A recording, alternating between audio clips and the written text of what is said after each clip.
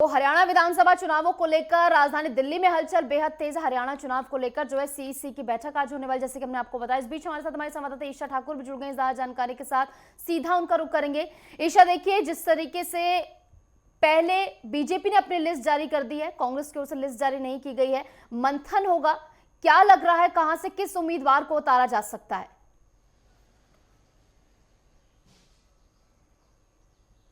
देखिए, जिस तरीके से जबरदस्त जो सत्ता विरोधी लहर है हरियाणा में बीजेपी के खिलाफ देखने को मिल रही है, उसके चलते ये कयास जरूर लगाए जा रहे हैं कि जो कांग्रेस है इस वक्त मजबूत स्थिति में चल रही है।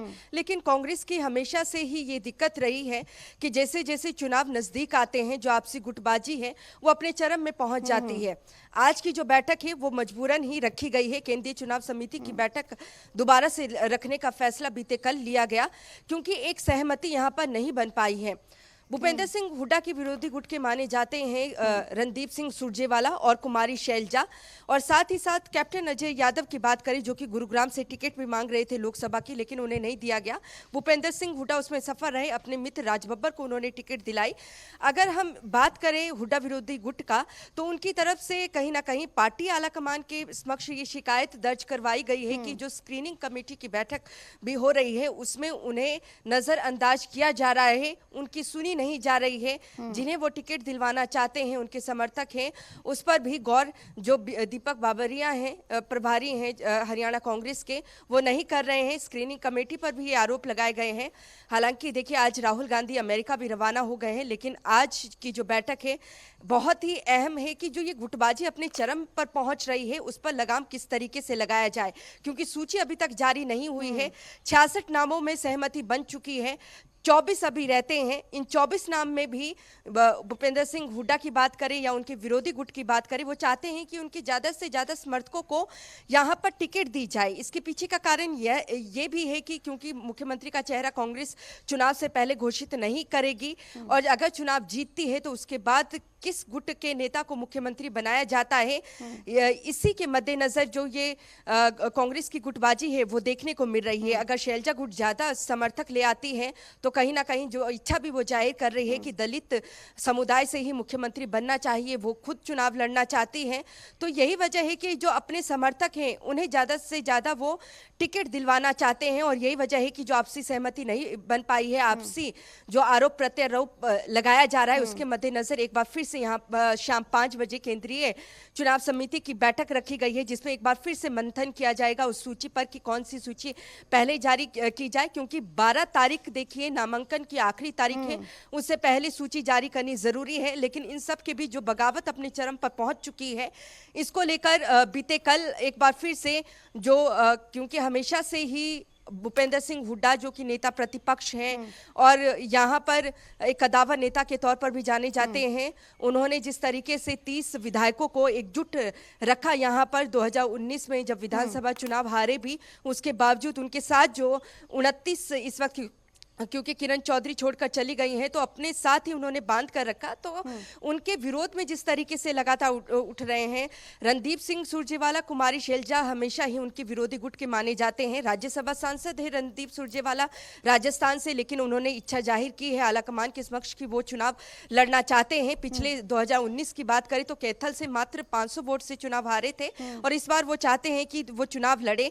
और कुमारी शैलजा जो कि अभी जीती हैं लोकसभा चुनाव सिरसा से, उन्होंने भी इच्छा जाहिर की है कि वो लोग विधानसभा चुनाव लड़ना चाहती हैं। और यही वजह है कि अब भूपेंद्र सिंह हुड्डा की बेटी ने लिस्ट जारी की थी उम्मीदवारों की, तो उसके बाद एक भगदड़ देखने को मिली थी बीजेपी में कि लोग छोड़कर जा रहे थे, 8 ऐसे लोग जो छोड़कर चले गए।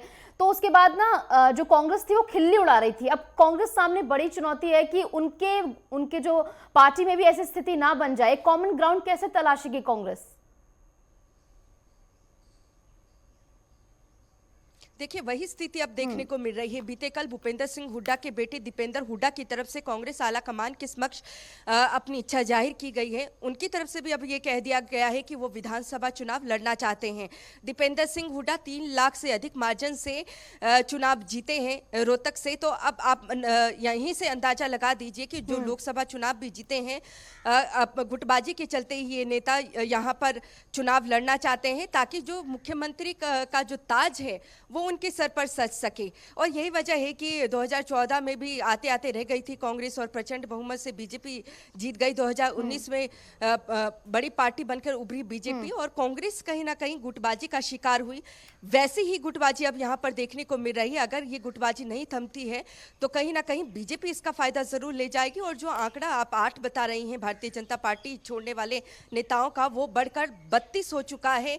32 बड़े नेता बीजेपी का दामन छोड़ चुके हैं, जिसमें कई ऐसे बड़े नेता भी हैं, कैबिनेट मंत्री भी हैं, जिनकी तरफ से अब ये ऐलान कर दिया गया है कि वो निर्दलीय चुनाव लड़ेंगे। चाहे रंजीत चौटाला की बात कर लीजिए, हालांकि लोकसभा चुनाव उन्हें हिसार से लड़ाया गया था, वो हारे कैबिनेट मंत्री रहे हरियाणा सरकार में, अभी भी उन्हें जेल मंत्री और बिजली मंत्री का महकमा दिया गया था।